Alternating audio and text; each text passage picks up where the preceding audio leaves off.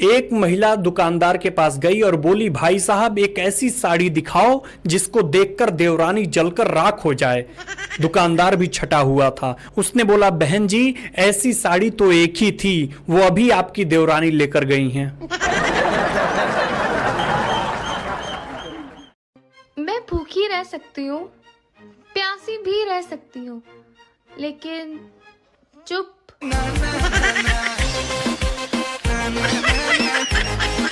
एक पति अपनी नाराज पत्नी को रोज फोन करता है। एक दिन सासू जी बोलती हैं, कितनी बार कहा है कि वो अब तुम्हारे घर नहीं जाएगी, फिर क्यों रोज फोन करते हो? दामाद बोला, यही सुनकर अच्छा लगता है इसलिए। पिछले दिनों एक दामाद ने अपनी सास को कॉल किया, फोन करके कहा कि देखिए आपकी बेटी में तो हजारों कमियां हैं। तभी उसकी सास ने कहा कि बेटा इसीलिए तो उसे अच्छा लड़का नहीं मिला।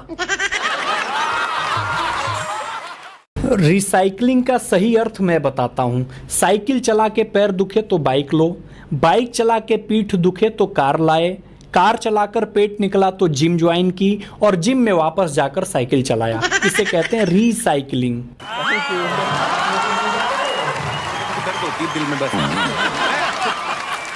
कुछ महिलाएं हंस नहीं रही हैं। वो हंस इसलिए नहीं रही हैं क्योंकि वो जब घर से निकली तो ब्यूटी पार्लर वाली ने समझा करके भेजा कि आप लोग हंसेंगी तो पीओपी की कोई गारंटी हमारी नहीं है।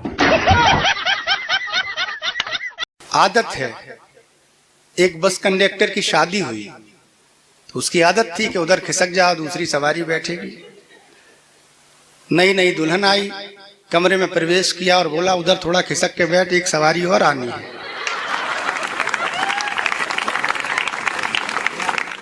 बोले, मैं पिछले 35 साल से हर दिन 2 घंटे गीता का उपदेश सुनता हूं।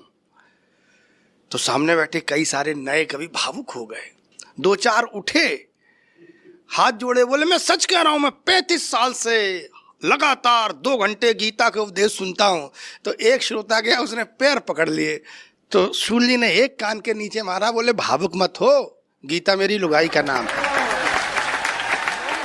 तो एक दिन मैंने पूछा, दद्दू थोड़ा सा बुढ़ापा आ गया क्या? तो बोले, तुमने कैसे जाना कि बुढ़ापा आ गया? तुमको पता है कि बुढ़ापा कैसे आता है? मैंने कहा, कैसे आता है? बोले, बाल सफेद हो जाएं तो इसका मतलब बुढ़ापा आ गया। हमने कहा, पता नहीं। बोले, नहीं, बिल्कुल नहीं आया। बोले, सर गंजा हो जाए इसका मतलब भी बुढ़ापा नहीं आया। बोले, अगर दांत भी टूट जाए इसका मतलब भी बुढ़ापा नहीं आया। चेहरे पे झुर्रियां पड़ जाए इसका मतलब भी बुढ़ापा नहीं आया। तो मैंने कहा, दद्दू फिर बुढ़ापा कैसे आता है? तो बोले, जिस दिन घरवाली शक करना बंद कर दे, समझ लो काम तमाम हो गया। उसी दिन समझ लो कि आदमी बेकार हो गया, बुढ़ापा आ गया।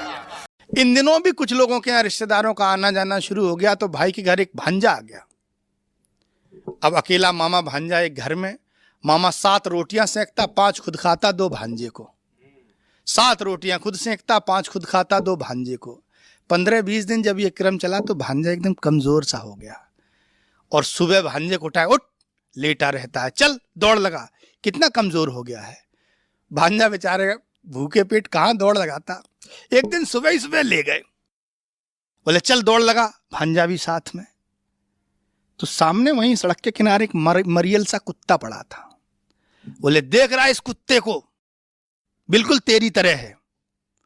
भांजे ने मुंह की तरफ देखा, बोले, लगता है साला ये भी अपने मामा के यहाँ रहता है।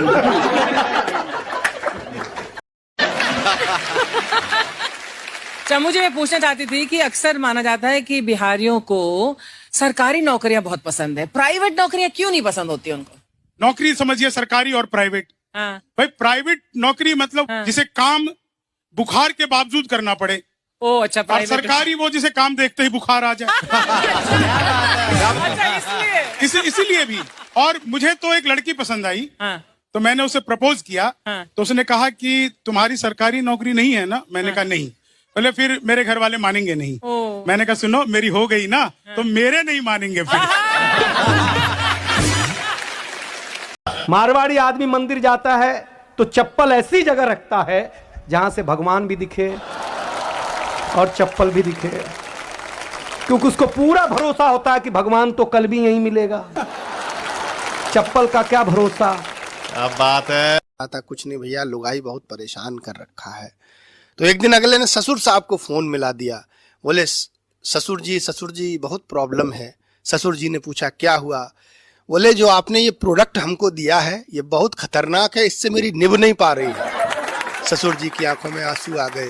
बोले निभा ले बेटा निभा ले, मैं 30 साल से इस फैक्ट्री से निभा रहा हूँ, जिसका प्रोडक्ट नहीं तो निभा पाता। की पत्नी मर गई तो उसने एक चित्रकार को बुलाया, बोले यार मेरी लुगाई का एक बढ़िया सा चित्र बना दे। हाँ। बोले ऐसा चित्र बनाऊंगा चित्र बोल उठेगा।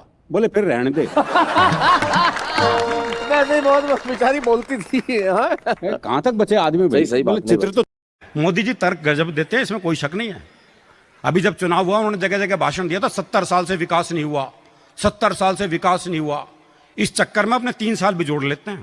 वाह अरुण वाह। अब प्रेम की स्थिति ऐसी है कि अभी कोरोना काल में तो स्थिति बड़ी भयानक थी। वो 3 महीने जो लॉकडाउन लगा, पत्नी मेरा चेहरा देखे मैं पत्नी का। ओहो हो। हमारा काम हर दूसरे दिन सूटकेस लेकर निकलने का। वो 3 महीने हो गए लगातार घर में पड़े हुए। मैं अखबार पढ़ रहा, पत्नी इधर से उधर घूम रही और बड़ा रही। बोले पता नहीं ये बीमारी कब जाएगी। पता नहीं रहा था, मुझे कह रही है कोरोना को कह रही है। और आरती मैम मैं तो आपका बहुत बड़ा प्रशंसक हूँ, और खासकर आपकी हंसी का। Thank you. मैंने एक बार इनसे पूछा जी कि मैम आप इतना हंसती क्यों हैं? वो इस बात पर भी हंसने लगी। और वैसे आपकी हंसी और मुंबई की बारिश हाय कभी भी शुरू हो सकती है। वैसे देखिए बारिश और शादी ये दोनों शुरू में ही अच्छी लगती है, बाद में किच किच होती रहती है। किच ही होती रहती है। और देखो यहाँ पे क्या है, 1 घंटे बारिश होती है, खूब पानी भर जाता है, फिर 10 मिनट में पूरा पानी साफ। हमारे यहाँ पे 1 घंटे बारिश हो तो सड़क साफ। हम यूपी और बिहार वालों की बस एक चीज है कि हम लोग गुटखा बहुत खाते हैं। हाँ, मुझे तो यहाँ पर भी कई लोग मिल गए साहब। हम लोग इतना गुटखा खाते हैं कि अगर हमें 1 महीने के लिए ताजमहल पर छोड़ दिया जाए तो लाल किला बनाकर लौटेंगे। कि कोई दीवाना कहता है, कोई पागल समझता है, मगर धर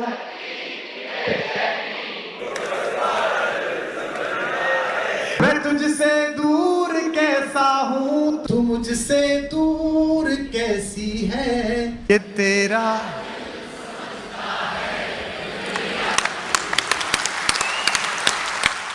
पुकारे आंख में चढ़कर तो खून को खून समझता है, अंधेरा किसको कहते हैं ये बस जुगनू समझता है। और दिल वाले लड़के लड़कियां कहाँ बैठे हैं अगली लाइन पर मुझे महसूस कराना। हमें तो चांद तारों में भी तेरा रूप दिखता है, हमें तो चांद तारों में भी तेरा रूप दिखता है, मोहब्बत में नुमाइश को अदाएं तू समझता है।